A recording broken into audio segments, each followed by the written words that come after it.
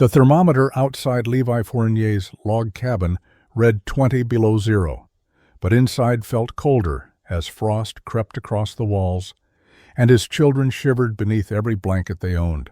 200 yards away, Gideon Holbrook sat in his shirt sleeves inside a structure made entirely of hay bales, warm enough to read by candlelight without a fire. Before we begin, let us know where you're watching from in the comments below, and if stories of forgotten frontier wisdom move you, hit that subscribe button, because tomorrow's tale is even more remarkable than this one. Gideon Holbrook had lived through 9 winters on the Wisconsin frontier, but the winter of 1838 taught him that experience meant nothing when the fundamentals were wrong. He was 32 years old that November, a farmer who had claimed 160 acres of prairie land 3 years earlier. His farm was productive by frontier standards. He had cleared 40 acres, built adequate fencing, and harvested enough wheat and corn to see him through the cold months with surplus to sell. He was competent, methodical, and careful in ways that separated successful settlers from those who failed and returned east. His partnership with Hans Decker had made the work manageable. Hans was a Dutch immigrant, 10 years older than Gideon, who had arrived in Wisconsin Territory in 1835 with farming knowledge from the Netherlands. The two men had met at a grain mill in 1836 and recognized in each other a similar approach to frontier life. They were not adventurers seeking fortune or freedom. They were practical men who understood that survival required planning, hard work, and attention to details that more romantic settlers ignored. They had built their cabin together in the spring of 1837. The structure was typical of Wisconsin farm country, logs cut from oak trees that grew thick along the creek bottoms, notched at the corners using the saddle joint method that every frontier carpenter knew. The walls were 14 logs high, creating interior space that was adequate for 2 men living simply. They had chinked the gaps between logs with a mixture of mud and moss, packed tight during construction, but inevitably loosening as the logs settled and dried. The roof was split shingles over pole rafters. The floor was packed earth. A stone fireplace occupied the north wall, built with river rock and mud mortar. The cabin had cost them 12 days of hard labor. It kept out rain and broke the wind. In moderate cold, it was serviceable. A fire in the fireplace could maintain reasonable warmth as long as someone fed wood into it regularly. Both men considered it adequate shelter, no better or worse than dozens of other cabins scattered across the surrounding townships. Hans had a small room partitioned in the back corner with a hanging blanket. Gideon slept near the fireplace where heat was most reliable. They stored their grain in barrels, their tools on wall pegs, their winter supplies on rough shelves Hans had built. The cabin smelled of wood smoke, damp earth, and the various foodstuffs they kept inside to prevent freezing. It was not comfortable by Eastern standards, but comfort was a luxury frontier farmers did not expect. November 1838 began cold. The first significant snow came on November 9th, nearly 8 inches that blanketed the prairie and made travel difficult. Temperatures dropped steadily through the following week. By November 17th, the cold had become serious enough that both men remarked on it. The fireplace consumed wood at an alarming rate, yet the cabin remained cold except within a few feet of the flames. The storm arrived on November 20th, 1838, just after midnight. Gideon woke to wind that shook the cabin walls and drove snow through gaps in the chinking he had thought were sealed. The temperature inside had dropped enough that his breath formed visible clouds in the darkness. He fed more wood into the fireplace and listened to Hans stirring in the back partition. By dawn, snow had drifted 3 feet deep against the north wall. The wind continued without pause, howling across the prairie with force that found every weakness in their construction. Gideon and Hans spent the morning pressing rags into gaps that had opened between logs, trying to stop the wind that made the interior nearly as cold as outside. They burned wood faster than seemed possible, yet the cabin grew colder. Hans went outside that afternoon to bring in more firewood from the stack they had built against the east wall. He was gone longer than necessary. When Gideon finally pushed through the door to check on him, he found Hans collapsed near the woodpile, arms full of split logs. The Dutchman was conscious but confused, his words slurred, his movements uncoordinated. Gideon recognized the signs immediately. He had seen cold take men before, watched as their bodies stopped working properly, even while their minds insisted everything was fine. He dragged Hans inside and positioned him as close to the fireplace as possible without burning him. He wrapped every blanket around the older man and fed the fire until flames roared up the chimney. It made no difference. The cabin was too cold, the wind too persistent, the gaps too numerous. Heat from the fireplace rose straight up and escaped through the roof, while cold air poured in through 1,000 small openings between logs. Hans never warmed. His shivering stopped around sunset, which Gideon knew was a terrible sign. The Dutchman's breathing became shallow, then irregular, then finally stopped altogether just before midnight. Gideon sat beside his partner's body through the rest of that night, feeding the fire mechanically while his mind worked through what had happened. They had done everything correctly. The cabin was well built by frontier standards. They had adequate firewood. They had warm clothing and blankets. Yet Hans was dead, killed by cold inside a shelter that was supposed to protect him. The storm broke on November 22nd. Gideon buried Hans on a hillside overlooking the creek, digging through frozen earth with determination that bordered on rage. Other settlers attended the brief ceremony. Everyone spoke about the unusual cold, the dangerous storm, the tragic accident. Everyone treated it as bad luck, an unfortunate combination of circumstances that could not have been prevented. Gideon said nothing during the burial. He stood at the graveside after others left, looking at the mound of frozen earth, and understood something that would consume him for the next year. Hans had not died from bad luck. He had died because their cabin was fundamentally inadequate, and everything frontier settlers believed about shelter was wrong. Gideon returned to his cabin after Hans's burial and began an investigation that other settlers would have considered obsessive. He was not a scientist or an educated man in formal terms. His schooling had ended at age 14 when his family needed him for farm work in Pennsylvania. But he understood numbers and possessed a practical mind that approached problems methodically. He started by measuring firewood consumption. Before the fatal storm, he and Hans had burned approximately 1/4 cord of split oak per week to maintain adequate warmth. During the 3 days of the storm, Gideon had burned nearly half a cord, trying desperately to keep Hans alive. The mathematics troubled him. If severe cold required double the normal fuel, and if severe cold lasted for weeks rather than days, no amount of preparation would be sufficient. He borrowed a thermometer from a neighbor, Ezra Blackwood, who owned one for reasons Gideon never determined. The instrument allowed Gideon to document what he already suspected. On a calm day with outdoor temperature at 15 degrees, the cabin interior near the fireplace reached 58 degrees. 6 feet from the fireplace, the temperature dropped to 37 degrees. In the sleeping area where Hans had died, the temperature was 32 degrees despite a roaring fire consuming wood at an unsustainable rate. Gideon began examining other cabins in the settlement.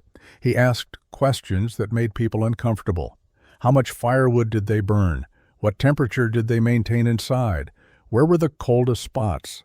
Most settlers had never considered these questions. They built cabins the way everyone built cabins, accepted whatever warmth they achieved, and assumed nothing better was possible. He found patterns. Every cabin leaked heat through the same weaknesses. Gaps between logs allowed cold air inside and warm air outside. Corners, where logs were notched, created spaces that could not be adequately sealed. Roofs were too thin, allowing heat to escape upward. Doors and windows were obvious failure points. Floors, being dirt or bare wood, over frozen ground, conducted cold directly into living spaces. The cumulative effect was devastating. A log cabin was essentially a large box with hundreds of small holes, sitting on frozen earth, trying to contain heat that naturally wanted to escape upward and outward. Fighting this reality with fire was a losing battle. The more Gideon calculated, the clearer it became.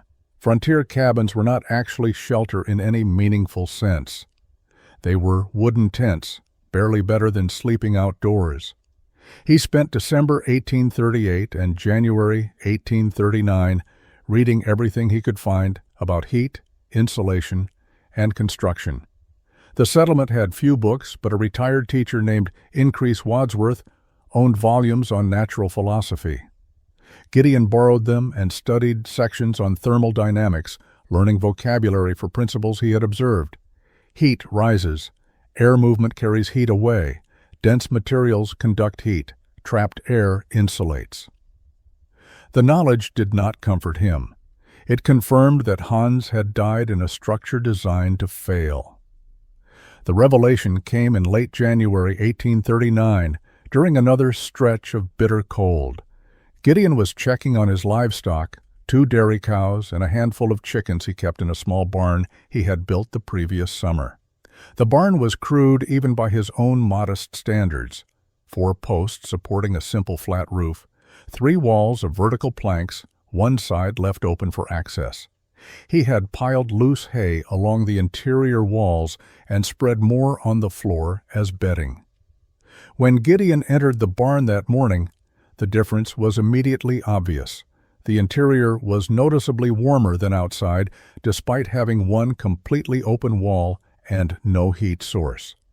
His breath still formed clouds, but the cows stood calmly, not shivering, not showing distress. He touched the hay piled against the walls. It was dry and slightly warm from the animals' body heat being trapped and reflected back. He returned to his cabin and retrieved the borrowed thermometer. Back in the barn, with outdoor temperature at 8 degrees below zero, the thermometer read 24 degrees near the cows and 18 degrees near the hay-covered walls. The animals were maintaining comfortable warmth in a structure that was objectively worse than his cabin in every conventional measure. No fireplace, no chinked logs, one wall completely missing. Gideon spent that entire day in the barn, thinking. The cows generated some heat through their metabolism, but not enough to explain the temperature difference. The critical factor was the hay. Loose straw piled thick along the walls and covering the floor created a barrier that trapped air and prevented heat from escaping. The open wall actually helped by preventing moisture buildup, while the hay itself provided insulation far superior to log walls with mud chinking. He pulled a handful of hay apart, examining the hollow stems. Each piece of straw was essentially a tiny tube filled with air. Thousands of these tubes packed together created countless air pockets. Air, he had read in Wadsworth's books, was an excellent insulator when trapped and prevented from moving. The hay was doing naturally what frontier builders tried to achieve artificially with chinking and gaps. Over the following weeks, Gideon began a series of informal experiments. He packed loose hay between the logs of his cabin in one corner, creating a section of wall that was effectively double thickness. The thermometer showed that corner was 6 degrees warmer than the rest of the cabin. He hung canvas from the ceiling and filled the space above with hay, creating an insulated ceiling section. The area beneath stayed warmer with less fire. The results were consistent and undeniable. Hay, which every farmer had in abundance and considered worthless except as animal bedding, was a superior insulating material compared to wood, mud, or any other substance commonly used in frontier construction. The question that occupied Gideon through February was simple but revolutionary. What if you built an entire structure from compressed hay instead of logs? Gideon announced his intention to build a hay-bale shelter in early March 1839 during a community gathering at Ezra Blackwood's cabin. The settlement held these meetings irregularly whenever enough farmers could spare time from their work to discuss shared concerns. That particular evening, the topic was seed sharing for spring planting. Gideon waited until the formal business concluded before speaking. He explained what he had observed in his barn, described his experiments with hay insulation, and outlined his plan to construct a dwelling using compressed hay bales as the primary building material. He kept his explanation factual, presenting temperature measurements and firewood consumption calculations. He did not mention Hans directly, but everyone present knew why Gideon had become obsessed with warmth and shelter. The response was immediate and dismissive. Ezra Blackwood, who was 56 years old and considered the settlement's informal elder, laughed outright. He told Gideon that hay was for animals, not people. Several other men joined the laughter. A farmer named Lévi Fournier, who had a French-Canadian background and strong opinions about proper construction, said that building a house from hay bales was like building a boat from bread. It might be possible, but it made no sense. The objections came quickly. Hay would rot in rain. Hay would burn at the first spark. Hay would attract mice and insects. Hay would collapse under its own weight. Hay was not a building material, it was agricultural waste, useful only as animal bedding or poor-quality fodder. The idea of living inside compressed hay was absurd, backwards, and beneath the dignity of civilized people. Gideon listened without defending himself.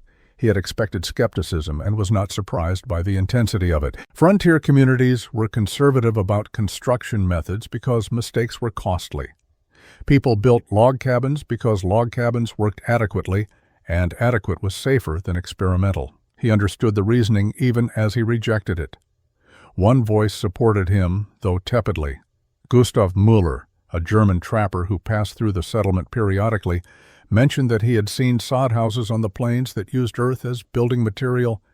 If dirt could be used for walls, perhaps hay was not completely ridiculous, but even Gustav's support was qualified. He suggested Gideon build a small test structure first, perhaps a storage shed, before attempting a dwelling. Gideon thanked everyone for their input and said he would proceed with his plans regardless. This statement shifted the mood from dismissive to concerned. Ezra Blackwood asked if Gideon had thought about what would happen when winter came and his hay house failed. Where would he shelter when his experiment collapsed?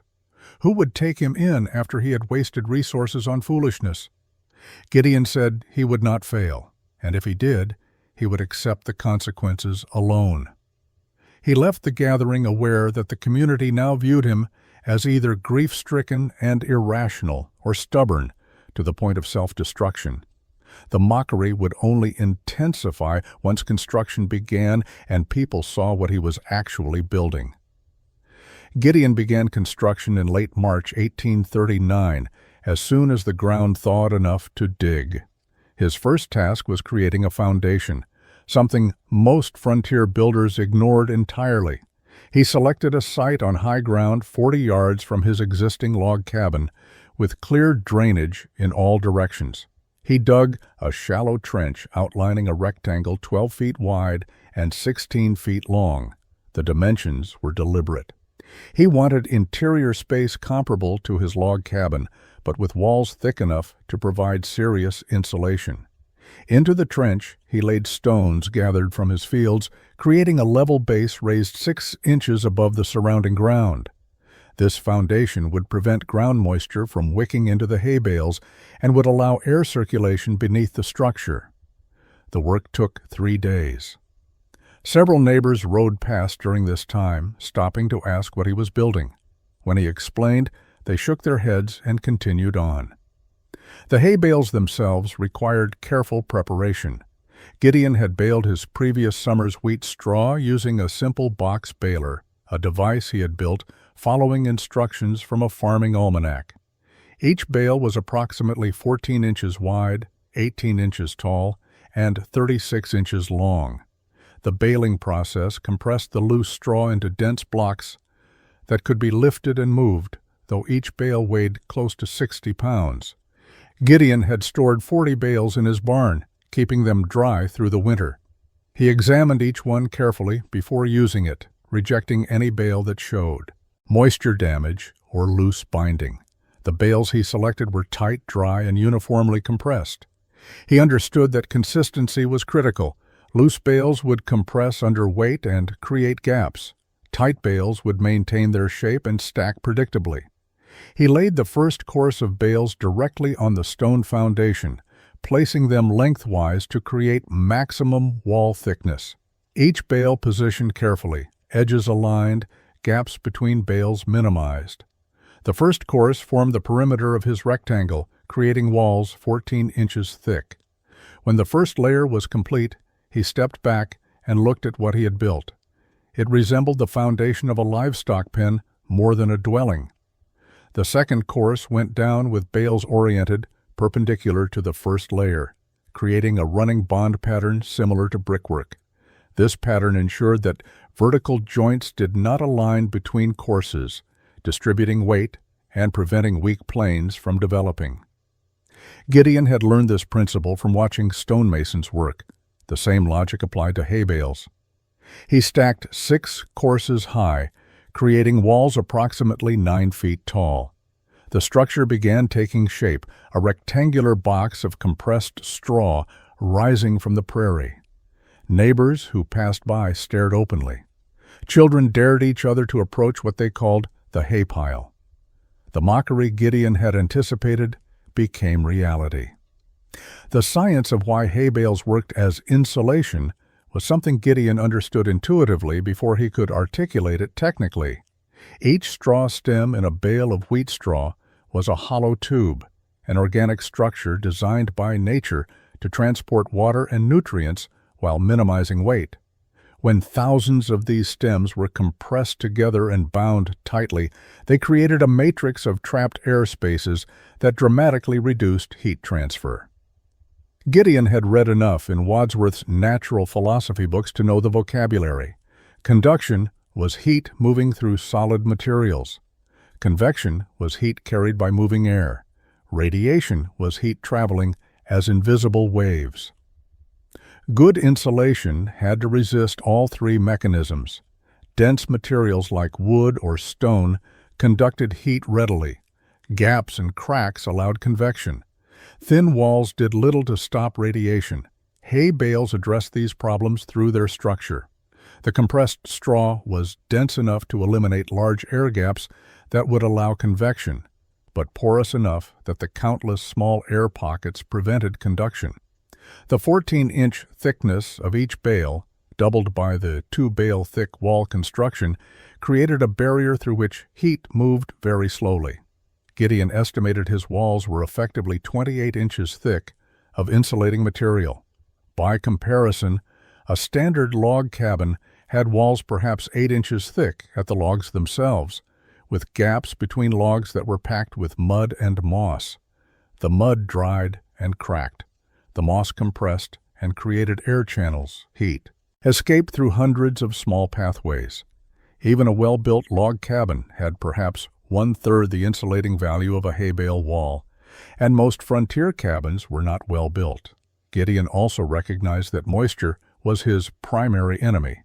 Wet hay would rot, compress, and lose its insulating properties. He addressed this challenge through several techniques. First, the raised stone foundation kept the bottom course of bales above ground moisture. Second, he oriented each bale so that the cut ends of straw faced up and down rather than outward. This orientation made water run off the wall surface rather than penetrating into the bale structure. Third, and most importantly, he planned to seal the exterior walls with a coating that would shed water while allowing the bales to breathe. He had experimented during the winter with various mixtures, eventually settling on a combination of clay, sand, and lime. The mixture could be applied as a thin plaster over the straw surface. When it dried, it created a hard shell that was waterproof but allowed moisture vapor to pass through gradually. The interior walls would receive similar treatment, creating a sealed envelope around the hay bales. The bales themselves would remain dry, protected from weather on the outside and from interior moisture on the inside. Gideon tested his coating mixture on spare bales, leaving them exposed to rain and snow for weeks. The coating held, water beaded and ran off, and the underlying straw remained dry. The roof presented Gideon's greatest engineering challenge. Traditional cabin roofs used a peaked design with ridge poles and rafters, allowing rain and snow to shed off sloped surfaces. But Gideon's hay-bale walls could not easily support angled rafters in the conventional way. The bales were strong under compression, but awkward for attaching structural elements. He needed a different approach. His solution was radical in its simplicity. He would build a flat roof, or nearly flat, using the top course of hay bales as the supporting structure.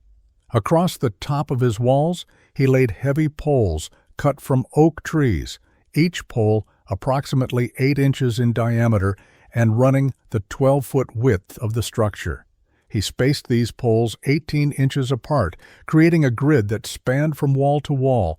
The poles rested directly on the top course of bales, distributing their weight across the compressed straw.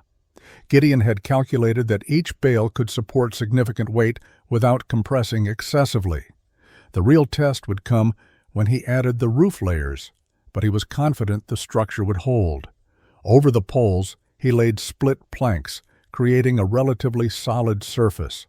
The planks were rough-hewn from oak, each one about 2 inches thick and 6 inches wide. He fitted them tightly together, leaving minimal gaps. This plank layer would support everything above it and provide a ceiling for the interior space. The waterproofing came next. Gideon had saved birch, bark from trees he had cleared the previous year. Birch bark was naturally waterproof, flexible, and durable. He laid sheets of bark over the planks, overlapping each sheet like shingles, starting from the low edge and working upward. The slight pitch he had built into the roof, perhaps 2 inches of rise over 12 feet, would allow water to drain toward one side.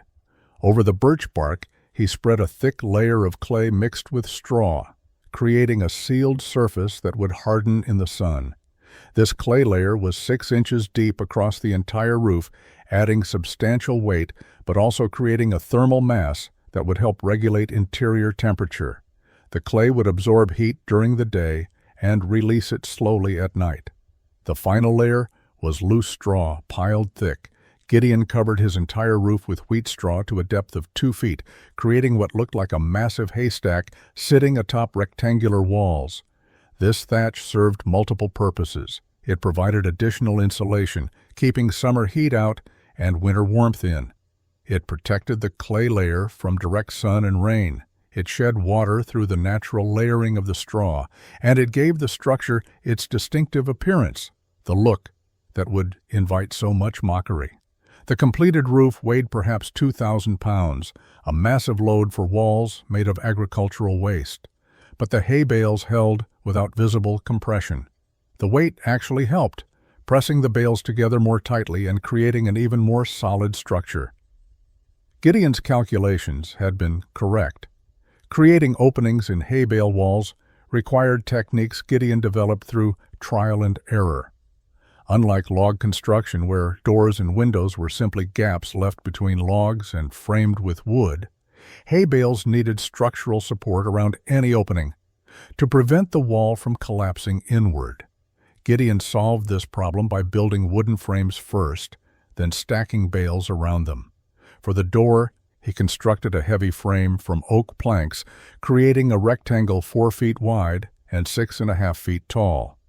The frame was substantial, with members 4 inches thick, joined at corners with mortise and tenon joints he cut carefully by hand. He set this frame in position during wall construction, then stacked hay bales around it, cutting individual bales as necessary to fit tightly against the wood. The door itself was built from vertical planks, each plank 2 inches thick, fitted together edge to edge, and reinforced on the interior side with horizontal crossmembers. The door was heavy, perhaps 70 pounds, but solid enough to provide security and insulation. He hung it on iron hinges he had purchased in town, hinges meant for barn doors, but suitable for his purposes. Gideon built only one small window, positioned on the south wall to capture winter sunlight. The window opening was 18 inches wide and 24 inches tall, framed with the same heavy oak construction as the door. He created a shutter from planks that could be closed and barred from inside. When open, the window would admit light and allow ventilation. When closed, it would seal the structure completely. The minimal number of openings was intentional. Every door and window was a weak point in the thermal envelope, a place where heat could escape and cold could enter. Gideon designed his shelter to be tight, almost sealed, with air exchange controlled rather than accidental. This approach contradicted normal frontier thinking, where windows and doors were sized for convenience and light. Gideon prioritized warmth over convenience. After the walls and roof were complete, he began applying the clay plaster coating he had developed. Working from scaffolding, made of scrap lumber, he spread the mixture over the exterior hay bales, coating every exposed surface with a layer half an inch thick. The work was tedious and time-consuming. Each section had to be applied smoothly, then left to dry before the next section could be added. The clay coating transformed the structure's appearance. What had been obviously stacked hay bales became smooth plastered walls, though the rectangular shape and massive thatched roof still made the building look strange compared to traditional cabins. The coating dried to a light tan color, hard to the touch, genuinely waterproof. Gideon tested it repeatedly, throwing buckets of water against the walls, watching the water run off without penetrating. Interior plastering followed the same process. Gideon coated the inside walls with clay mixture, creating a sealed envelope. The space between exterior and interior plaster layers was filled with compressed hay, dry and protected. The interior coating had an additional purpose beyond waterproofing. It made the walls fire-resistant. Exposed straw would burn readily, but straw sealed behind clay plaster was protected from sparks and flame. The mockery intensified as Gideon's structure neared completion. What had begun as dismissive laughter evolved into active ridicule that followed a pattern Gideon recognized but could not stop. Frontier communities were small and isolated enough that any deviation from accepted behavior became entertainment and cautionary tale simultaneously. His hay-bale shelter provided both. Levi Fournier led the criticism with creative enthusiasm. He began calling the structure Holbrook's Haystack in conversations around the settlement, a name that spread quickly and stuck. When Gideon came to town for supplies, Levi would ask loudly whether he planned to store animals or grain in his new barn. Other farmers joined the jokes. Someone suggested Gideon should add a feeding trough inside. Another recommended he install a hayloft for easy access. The comments were meant as humor, not genuine malice, but they carried an undertone of disapproval and concern. Frontier settlers had limited resources and no margin for error. Wasting time and materials on experimental construction seemed irresponsible, even dangerous. Gideon's behavior appeared to confirm what the community had suspected after Hans's death. Grief had affected his judgment. He was no longer thinking clearly. Children were less subtle than adults. They dared each other to run up and touch the hay walls, treating the structure like a peculiar monument rather than a dwelling. Some called it the straw castle with mocking reverence. Others simply referred to it as the fool's house, without bothering to lower their voices when Gideon was present. Ezra Blackwood visited the construction site in late May, ostensibly to see the finished structure, but actually to stage an intervention. He walked around the building slowly, examining the plastered walls, the massive thatched roof, the single small window and heavy door. He asked Gideon direct questions. What would happen when the first strong wind hit? How would the structure handle heavy snow? What prevented mice from nesting in the walls? Had Gideon considered fire risk? Gideon answered each question factually. The plastered walls were rigid and would resist wind. The roof design would shed snow through the thick thatch. Mice preferred loose hay to compressed bales sealed in plaster. Fire would not penetrate the clay coating.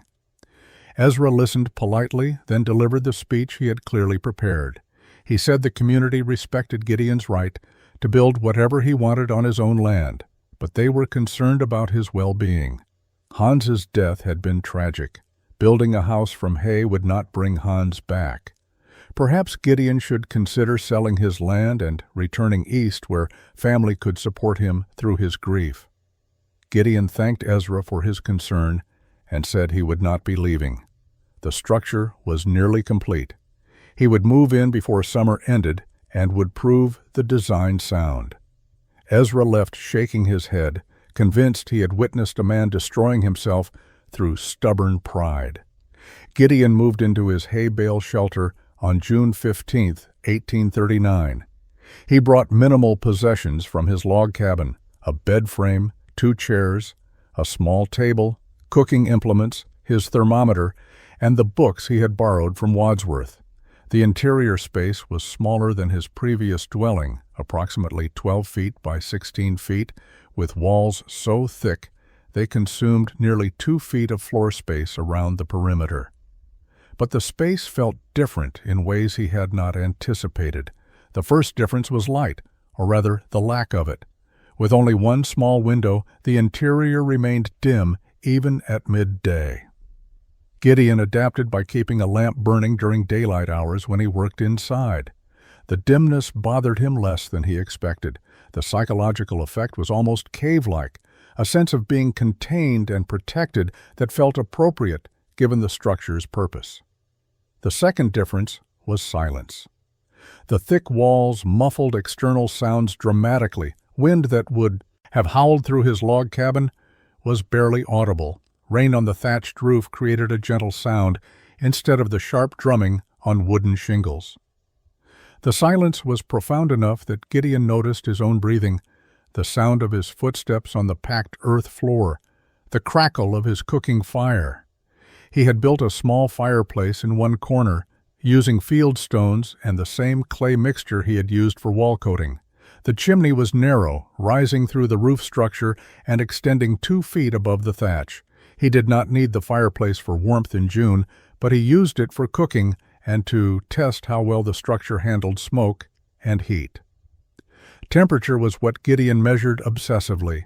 He kept detailed records in a ledger book, documenting interior and exterior temperatures 3 times daily.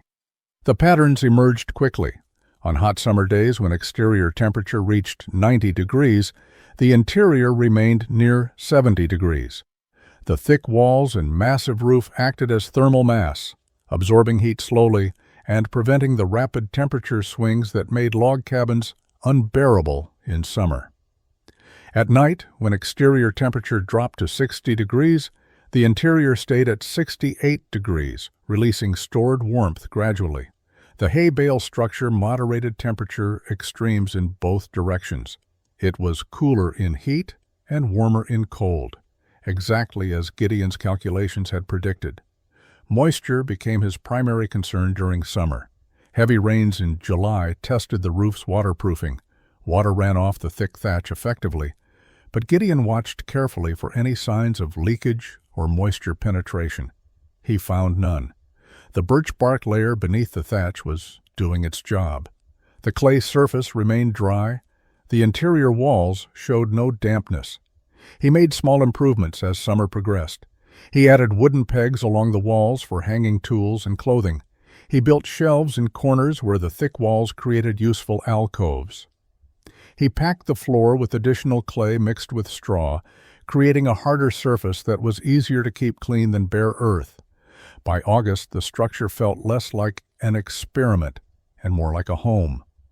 The mockery from the settlement continued, but Gideon no longer paid attention. Winter would be his vindication or his failure. Everything else was preparation. December 1839 began with weather that frontier settlers recognized as dangerous. The first week brought temperatures that dropped to 0 and stayed there. Unusual for early December, but not unprecedented.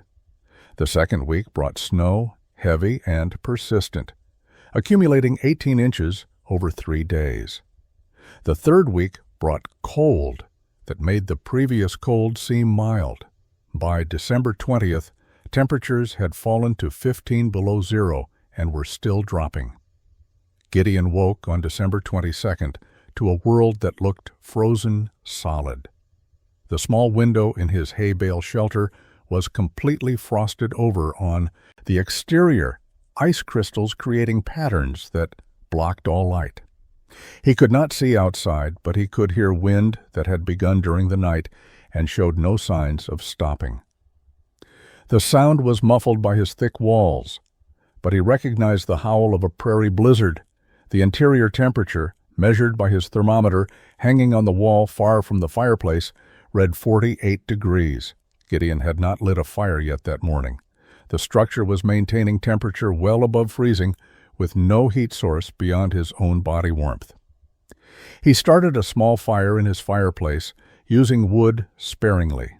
Within 2 hours, the interior temperature climbed to 62 degrees with flames that would have been inadequate to heat a log cabin to even 40 degrees. He spent that day inside, venturing out only to retrieve firewood from the stack he had built against the exterior wall. The cold was spectacular, painful to exposed skin within seconds. His breath froze immediately into ice crystals. The snow had stopped falling, but wind drove existing snow into drifts that reached 5 feet in places. He gathered an armload of wood and retreated inside quickly. Through his frosted window, now partially cleared by scraping from the interior, he could barely see his old log cabin 200 yards away. Smoke poured from its chimney, far more smoke than should be necessary. Someone was burning wood desperately. Gideon wondered if Levi Fournier had taken shelter there, or if another settler had claimed the abandoned structure. The extreme cold persisted through December 23rd and 24th. Gideon maintained his interior temperature between 60 and 65 degrees with minimal fire. He burned perhaps 1/8 of a cord of wood over 3 days, a rate that would let his winter supply last months instead of weeks. He ate meals cooked over small fires. He slept comfortably under 2 blankets instead of the 4 or 5 he had needed in his log cabin. He worked on small projects by lamplight, repairing tools and equipment. On the afternoon of December 24th, someone knocked on his door. Gideon opened it to find Ezra Blackwood standing in the brutal cold, face wrapped in scarves, body shaking despite heavy clothing. Ezra asked if he could come inside. Gideon stepped aside and closed the door quickly behind him. Ezra stood in the dim interior, unwrapping his scarves, visibly stunned. He said he had expected to find Gideon freezing or dead. Instead, the Hay-Bale shelter was warmer than his own cabin, despite a fire that looked barely adequate. He asked how this was possible. Ezra Blackwood explained the situation affecting the settlement. The extreme cold had overwhelmed every traditional cabin. Families were burning furniture to supplement inadequate firewood supplies. Several cabins had developed dangerous problems. Ice was forming on interior walls where moisture from breathing and cooking froze against cold surfaces. Children were sleeping huddled together for warmth. Elderly settlers were suffering from exposure despite being indoors. Most concerning was Levi Fournier's situation. Levi's cabin, built hastily 2 years earlier, was failing completely. The gaps between logs had widened as the wood contracted in the cold. Wind drove through the chinking, making the interior nearly as cold as outside. Levi had moved his family into a single corner, hanging blankets to create a smaller space, and was burning wood at an unsustainable rate just to keep his children from freezing. Ezra had come to Gideon not to apologize, though apology was implied, but to ask for help. Could Gideon's shelter accommodate more people? The settlement needed refuge for those whose cabins were becoming death traps. Ezra admitted he had been wrong. The Hay-Bale structure was not foolishness. It was genius born of necessity, and it might save lives. Gideon said to bring anyone who needed shelter. His space was limited, but people could survive crowded better than they could survive frozen. Ezra left immediately, moving as quickly as the deep snow allowed. Gideon prepared his shelter for guests, clearing floor space and building up his fire slightly. Levi Fournier arrived first, carrying his youngest child, a girl of 3 years who was wrapped in blankets but still shivering. Levi's wife followed with their other 2 children. They stumbled through Gideon's door into warmth that made them stop and stare. Levi's wife began crying immediately, not from sadness, but from relief so profound it overwhelmed her composure. More people came as afternoon turned to evening. 2 elderly couples whose cabins were inadequate. A widow with 4 children, Gustav Müller, who had been trapped in the settlement by the blizzard and had been staying in the community meeting house, which was barely warmer than outdoors. By nightfall, 17 people crowded into Gideon's 12 by 16-foot shelter. The space was absurdly cramped. People sat shoulder to shoulder along the walls. Children sat in laps. No one could lie down to sleep. But the temperature remained comfortable. Gideon kept a moderate fire burning, and the combination of body heat from 17 people plus the thermal mass of the Hay-Bale walls maintained interior temperature near 65 degrees. People talked quietly, still processing what they were experiencing.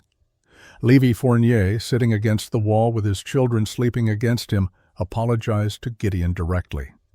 He said he had been wrong to mock the Hay-Bale construction. He had called Gideon a fool, when Gideon had been the only one thinking clearly. Gideon said nothing needed to be forgiven. The night of December 24, 1839, became a turning point that no one who experienced it would forget.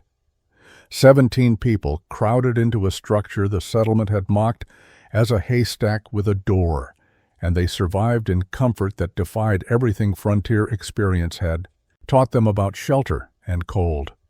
Children who had been shivering uncontrollably in their own cabins slept peacefully. Adults who had spent days huddled against fireplaces sat in shirt sleeves, talking quietly while the blizzard raged outside. Gideon maintained a small fire, adding wood sparingly. The flames were modest, barely enough to cook a meal, yet the interior remained warm. People began asking questions about how the structure worked. Gideon explained the principles he had discovered. The thick hay-bale walls trapped air and prevented heat from escaping. The massive thatched roof provided insulation above. The clay coating sealed the envelope and prevented drafts. The small window and single door minimized openings where warmth could leak out. Gustav Müller, who had some education and understood technical concepts better than most, grasped the significance immediately. He said Gideon had solved a problem that killed people every winter across the frontier. Traditional cabins were barely adequate in moderate cold and completely inadequate in extreme conditions. Gideon's hay-bale design changed the equation entirely. It required less fuel, provided better protection, and used materials every farmer already possessed. Levi Fournier asked the practical question everyone was thinking: how difficult was it to build such a structure? Gideon answered honestly. The construction was labor-intensive and required attention to detail that most frontier building ignored, but the techniques were simple. Stack bales carefully, build a solid roof, apply clay coating. Anyone with patience and hay could do it. No specialized skills were needed. The conversation continued through the night. People who had been skeptical wanted details. How thick should walls be? What kind of clay worked best? How did you prevent moisture problems? Where should doors and windows be placed? Gideon answered each question, explaining what he had learned through experiment and calculation. He shared his failures as well as successes, describing early coating mixtures that had cracked and roof designs he had rejected. By morning, the extreme cold had moderated slightly. Temperature outside had risen to 0 degrees, still dangerous, but no longer catastrophic. Families began returning to their own cabins now that survival was possible again. But before they left, several men made commitments. Levi Fournier said he would rebuild using hay bales before next winter. 2 other farmers said the same. Gustav Müller asked permission to share Gideon's techniques with other settlements he visited during his travels. Gideon gave permission freely. He said the knowledge was not his to keep. Hans Decker had died because traditional cabins were inadequate. If hay-bale construction could prevent others from dying the same way, then sharing the techniques was an obligation, not a choice. People nodded, understanding the grief that had driven Gideon's obsession. The hay-bale shelter emptied. As morning progressed, by midday Gideon was alone again in his small, warm space. He sat quietly, feeling something close to peace for the first time since Hans's death. Vindication had come exactly as he had predicted, through crisis that proved his methods sound. The extreme cold broke on December 27th, temperatures rising to a more typical 15 degrees above zero. The settlement emerged from their cabins to assess damage and share stories. Every conversation eventually turned to Gideon Holbrook's Hay-Bale shelter and the night 17 people had survived in warmth while their own homes failed. The mockery that had defined the previous year disappeared completely, replaced by curiosity and respect. Ezra Blackwood organized a community meeting specifically to discuss winter shelter. 15 families attended, gathering at the meeting house despite cold that would normally have kept people home. Ezra opened the meeting with a direct admission. The settlement's collective understanding of proper construction had been wrong. Gideon Holbrook had discovered something important, and the community needed to learn from him rather than dismiss him. Gideon attended reluctantly. He was not comfortable with attention and had no interest in being celebrated. But he understood that knowledge had value only when shared. He brought his ledger book, the one where he had recorded temperature measurements and firewood consumption data. The numbers told the story more effectively than words could. Over the winter of 1839 to 1840, his Hay-Bale shelter had maintained interior temperature between 55 and 70 degrees with minimal heating. Total firewood consumption from November through February was 1.5 cords of oak. By comparison, a traditional cabin required 4 to 6 cords for the same period and achieved interior temperatures that rarely exceeded 50 degrees except directly beside the fireplace. The difference was stark enough that several farmers questioned whether Gideon's measurements were accurate. He invited them to verify his claims. Over the next week, men visited his shelter with their own thermometers, checking his readings and examining his structure in detail. Every measurement confirmed what Gideon had documented. The Hay-Bale design was dramatically superior to log construction for thermal efficiency. Practical questions dominated subsequent discussions. How much did it cost to build? Gideon estimated his total expenditure at perhaps $12 for materials he could not produce himself: iron hinges, nails, lime for the clay mixture. Everything else was hay from his own fields, wood from his own land, stone gathered locally, and labor he provided himself. A log cabin required similar labor, but cost more for specialized items like window glass if you wanted it, or hired help if you could not manage the work alone. How long did construction take? Gideon had spent 3 months building his shelter, working alone, and learning as he progressed. An experienced builder with helpers could probably complete a similar structure in 6 weeks. The time investment was significant but not prohibitive for farmers who already spent considerable time on construction and maintenance. What were the disadvantages? Gideon listed them honestly. The structures were dark inside due to small windows. They required good clay for coating, which not all locations had readily available. Fire safety required proper coating and chimney design. Compressed hay bales were heavy and awkward to move. Construction required patience and attention to detail that some builders might lack. Despite these limitations, the advantages were overwhelming. Gustav Muller summarized what everyone was thinking. He said frontier settlers had been building cabins the same way for generations, without questioning whether better methods existed. Gideon had questioned everything and found answers. The community owed him gratitude and should adopt his innovations. Gideon refused any form of public recognition or compensation for sharing his techniques.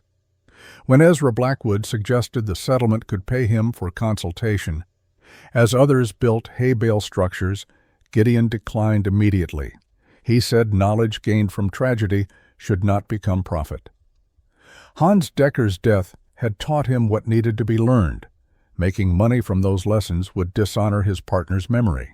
Instead, Gideon helped anyone who asked, providing detailed guidance without charge. In the spring of 1840, 5 families in the settlement began construction of Hay-Bale shelters. Gideon visited each site, examining foundations, checking wall construction, advising on roof design and clay coating mixtures. He shared the specifications he had developed, the measurements that worked, and the mistakes he had made so others could avoid them. Levi Fournier's construction became the community's learning project. His location was central, and his enthusiasm was contagious. He built exactly as Gideon instructed, stacking bales with careful attention to tightness and alignment. His walls were 14 inches thick, 2 bales deep. His roof was flat with massive thatch, identical to Gideon's design. His clay coating was mixed to the proportions Gideon specified. When Levi's structure was completed in June 1840, it looked remarkably similar to Gideon's shelter, the same rectangular shape, the same thick walls, the same golden thatched roof. But where Gideon's building had been called a haystack and a barn, Levi's was called sensible and practical. The difference was timing and proof. Gideon had built when no one believed. Levi built when everyone had seen the design work. Gustav Müller carried word of the Hay-Bale construction technique as he traveled through Wisconsin Territory and beyond during the spring and summer of 1840. He described what he had witnessed during the December freeze, explained the basic principles, and directed interested settlers to visit Gideon's settlement if they wanted detailed instruction. Several farmers made the journey specifically to see the structures and learn the methods. By autumn 1840, hay-bale shelters were being built in scattered locations across southern Wisconsin. The designs varied based on available materials and individual preferences. Some builders made structures larger than Gideon's. Others incorporated windows differently or used alternative clay mixtures. But the core principles remained consistent across all variations: thick compressed hay bales for insulation, sealed clay coating for weather protection, small openings to minimize heat loss, substantial roofs for additional thermal mass. The spread was organic and uncoordinated. No formal plans existed. No organization promoted the technique. Farmers talked to other farmers, shared what they had learned, and adapted the methods to their own situations. Gideon's name was sometimes mentioned, sometimes not. The structures were called hay-bale houses, straw shelters, or simply warm cabins. The terminology varied, but the concept was recognizable. Gideon watched this spread with quiet satisfaction. He had not built his shelter to become famous or to start a movement. He had built it to survive and to honor Hans's memory by solving the problem that had killed him. The fact that others were now safer because of what he had discovered was enough. Spring 1841 brought evidence that Gideon's innovation had spread farther than anyone in his settlement realized. Travelers passing through Wisconsin Territory reported seeing hay-bale structures in locations as distant as Illinois, Michigan Territory, and even Iowa Territory. The design variations were considerable, but the fundamental principle remained constant. Farmers were building shelters from compressed agricultural waste and discovering that such structures provided superior protection against winter cold. The Wisconsin settlement where Gideon lived counted 9 hay-bale structures by May 1841, including his original building. Each family that completed construction reported similar results. Interior temperatures remained stable with minimal heating. Firewood consumption dropped by 60 to 70% compared to log cabins. The structures stayed dry even during heavy spring rains. Families who had suffered through previous winters in traditional cabins spoke of the difference with genuine emotion. Practical refinements emerged as more people built with hay bales. Some farmers discovered that mixing wheat straw with prairie grass created bales that were slightly more water-resistant. Others found that adding powdered charcoal to the clay coating reduced moisture absorption.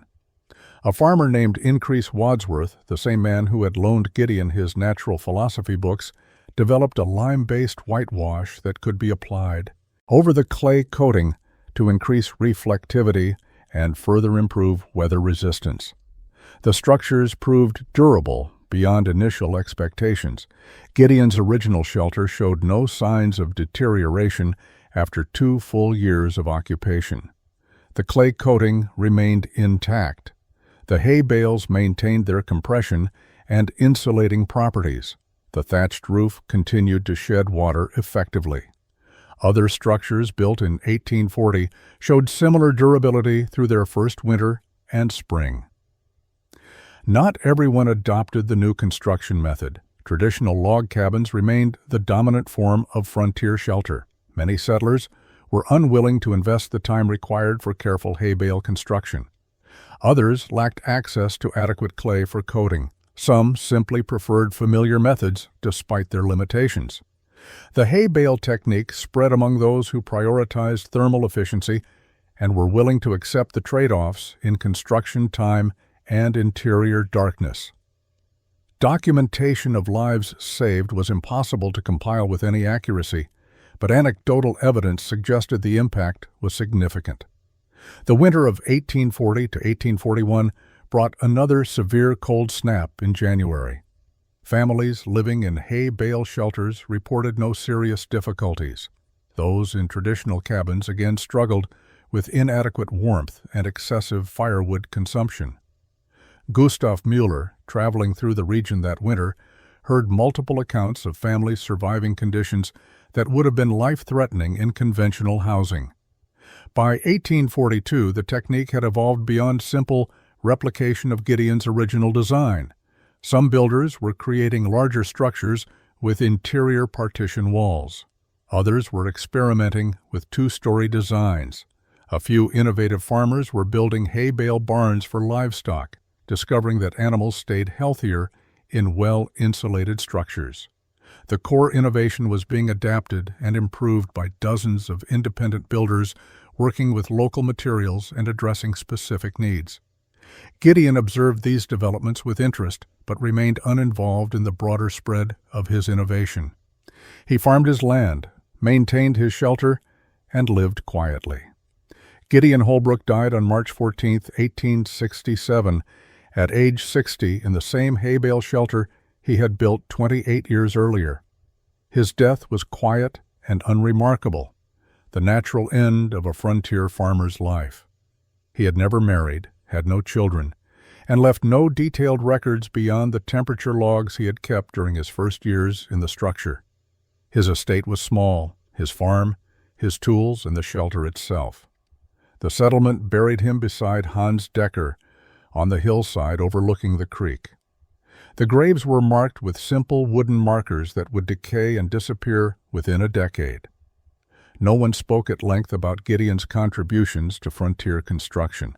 The few settlers who attended the burial remembered him as a competent farmer, a quiet neighbor, and a man who had helped others build warm houses after the terrible freeze of 1839.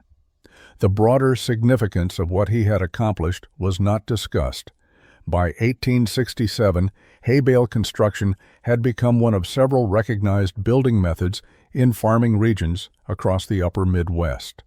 The structures were common enough that they no longer attracted special notice. Some had been maintained carefully and remained sound after decades of use. Others had been abandoned or replaced as families prospered and built larger homes from different materials. The technique had entered the collective knowledge of frontier agriculture without fanfare or formal documentation. Gideon's original shelter stood empty after his death. A neighboring farmer used it for storage for several years. Then it sat vacant. The structure remained weather-tight and solid. The thick walls and substantial roof continued to protect the interior from rain and snow. In 1873, a new settler arrived in the area and claimed the abandoned building as his home. He lived there for 5 years, marveling at how warm it stayed in winter, never knowing who had built it or why. The historical record preserves almost nothing about Gideon Holbrook. His name appears in land records and a few legal documents. Census records from 1840 and 1850 list him as a farmer living alone. No photographs exist. No letters survive. The detailed temperature logs he kept were lost or destroyed at some point after his death. The knowledge of what drove him to build his Hay-Bale shelter, the grief over Hans Decker's death, the obsessive investigation into thermal dynamics, all of it disappeared with him. What remained were structures scattered across the frontier, buildings that kept families warm through winters that would have been deadly in conventional cabins. The techniques Gideon had developed through experimentation and calculation were passed from farmer to farmer, modified and adapted, eventually becoming simply how some people built houses in certain regions.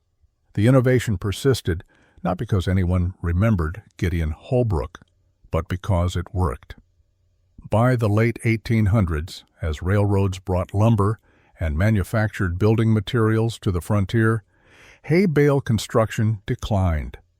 Newer methods and materials replaced older techniques. But in isolated farming communities, particularly in areas where timber was scarce and winters were harsh, hay-bale structures continued to be built into the early 20th century. The principle Gideon had proven remained valid.